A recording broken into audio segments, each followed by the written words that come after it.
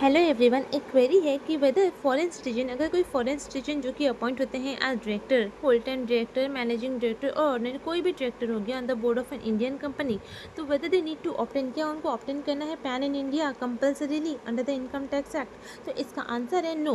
Becoming a director doesn't make PAN compulsory. PAN को apply करना, obtain करना compulsory नहीं करता। Just becoming merely a director in an Indian company.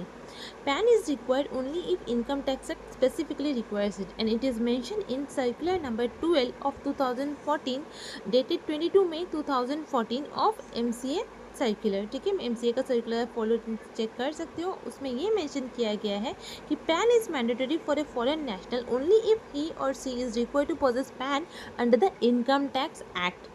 Otherwise, the foreign national may furnish the passport number along with the prescribed undertaking. Otherwise, उनको passport number से काम चल जाएगा।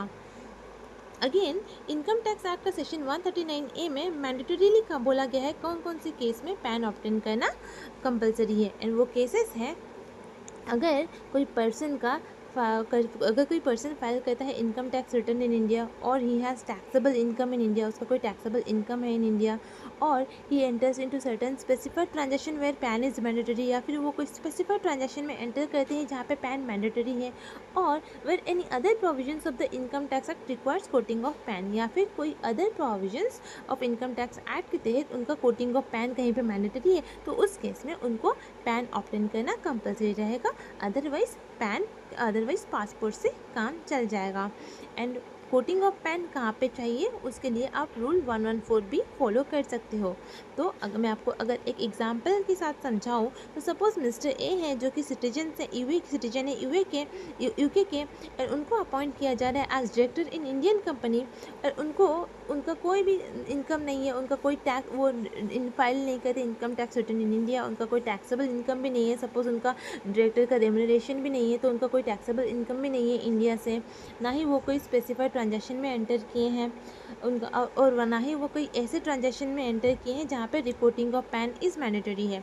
तो फिर क्या उनको पैन ऑप्टेन करना मैंडेटरी है under income tax act? No, इसका आंसर है नो।